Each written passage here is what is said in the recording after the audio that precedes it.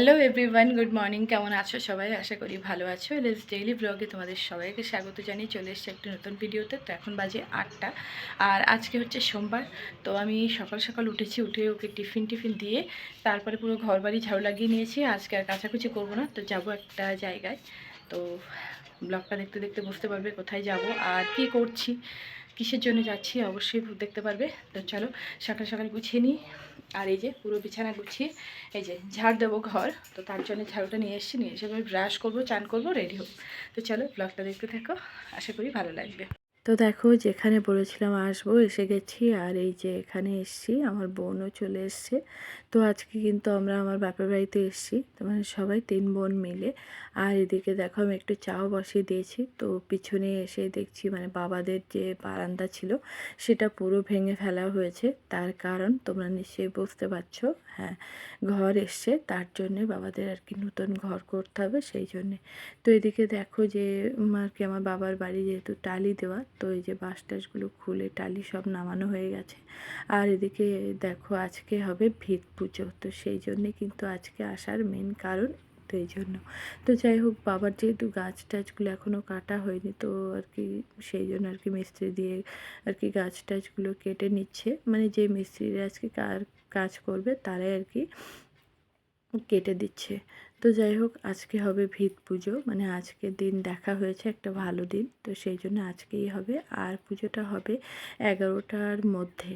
তো যাই হোক, আমি ওই জন্য একটু মিস্ত্রিদের আর কি চাটা দিয়ে দিচ্ছি। আর হ্যাঁ, আমার বাবা আর কি কাজ করছে, তো ওই 3 জনের জন্যই চা করব। আর দুপুরে আজকে রান্নাবান্নাও আছে, তো ওদের খাওয়া দাওয়া দিতে হবে, সেই জন্যই কিন্তু আমরা সবাই একসঙ্গে এসেছি। হ্যাঁ, আর যখনই আসি মোটামুটি 3 বোন একসঙ্গেই আসি, নাহলে মা পারবে না, সেই জন্য। একটা কয়েল টাকা ওতে রাখলাম আপাতত। হ্যাঁ, এই যে এই এখানে রাখলাম। হ্যাঁ, জলে একটু চুপি দিলে হবে। কোন জলে? এই জলে জলে একটু ঘটের মধ্যে চুবি দাও, তাই তো? হ্যাঁ, এটাই চলবে। এইভাবে চুবিয়ে দেবো। হ্যাঁ, আর কি লাগবে? এটা কি এর মধ্যে দিয়ে দেবো? একটু চুপি দাও ব্যাস। ঠাকুর। হ্যাঁ,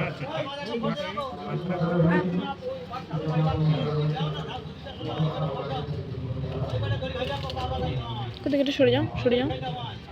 একটা কয়েল টাকা দিয়ে দাও। হ্যাঁ, কখন আসলি?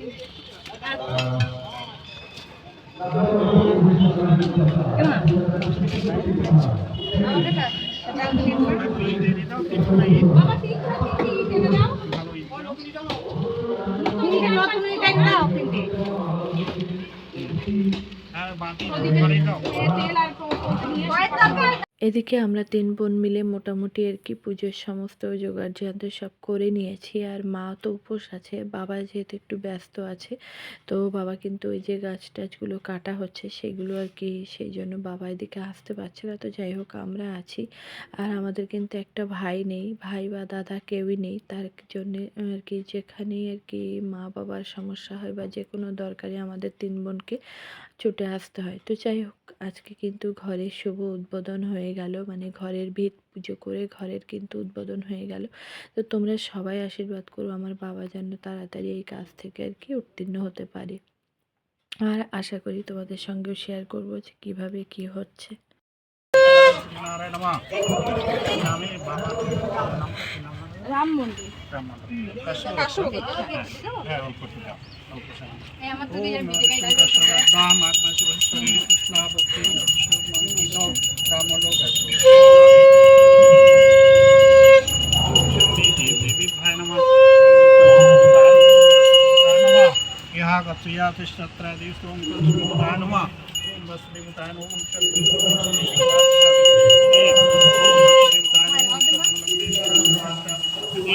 ओम शरणागत दिनार्पण पृष्ठाय मे परायणे सर्वे शक्ति हरे देवी नारम सुदू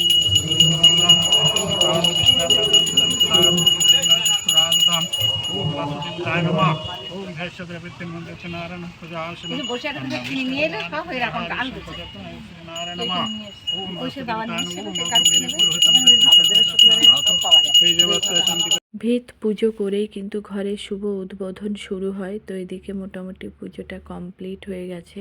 আর দেখো শান্তি জল নিচ্ছে সবাই। আর ওদিকে মাম্মাও আছে, মানে মাম্মা তো একটু ঠাকুর ভক্ত, মানে সমস্ত জায়গায় তোমরা দেখতে পাবে যে ও আছে। আর হ্যাঁ, ও কিন্তু একটু ফল টল তুলেও আর কি খাচ্ছে। তো বাচ্চা তো ভগবানের সমান হয়। তো যাই হোক, মোটামুটি প্রণামটা হয়ে গেলেই হয়ে যায়। আর তোমরা সবাই আশীর্বাদ করো যেন ভালোভাবে সুস্থভাবে কাজটা হয়ে যায়। তো যে কাজে আমার বাবা নেমেছে সেই কাজটা যেন ভালোভাবে বাবা উত্তীর্ণ হতে পারে।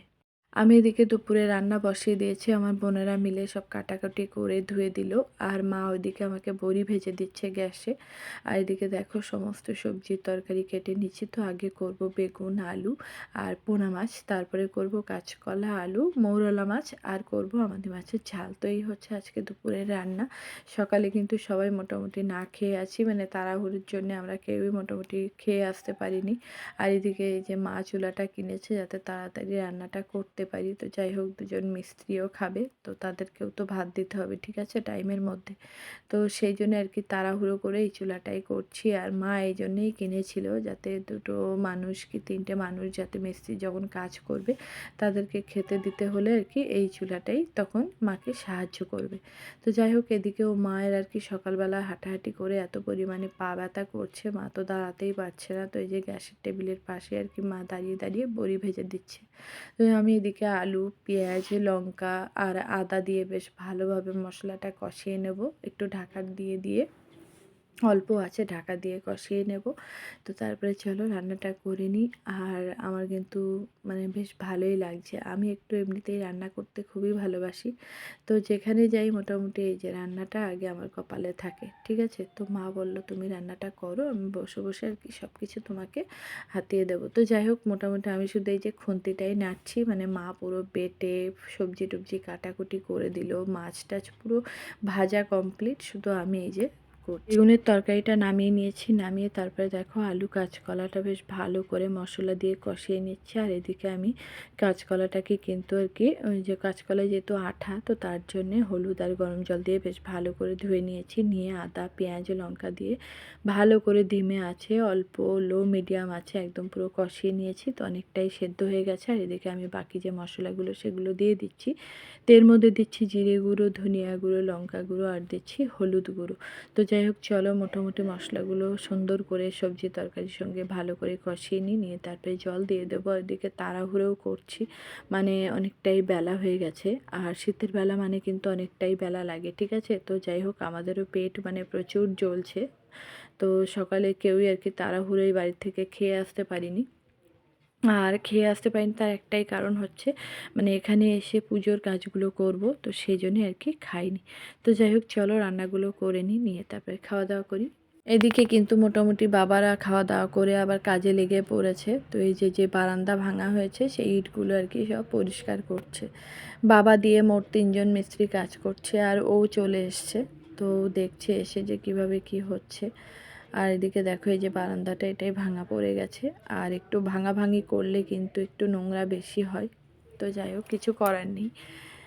আর বাবার যেহেতু ঘরটা খুবই ছোট, তো যাই হোক এবার ঘরগুলো বেশ হচ্ছে একটু বড় সাইজের। আর বেশ ভালোও লাগবে, তাই না, একটা নতুন ঘর সবারই আশা থাকে। তো এই যে বাড়ি চলে এসছি এক্ষুনি। আর এখন ঘড়ির কাঁটা বাজে দেখো প্রায় 7টা বাজতে 10-15 মিনিট বাকি। তো বাড়ি চলে এসেছি। আর মাম্মা তো মানে পুরো আস্তে আস্তে ঘুমিয়ে পড়ছিল। আর এদিকে এই যে জামা কাপড়গুলো নিয়ে গিয়েছিলাম সেগুলো এখন ব্যাগ থেকে নামাবো।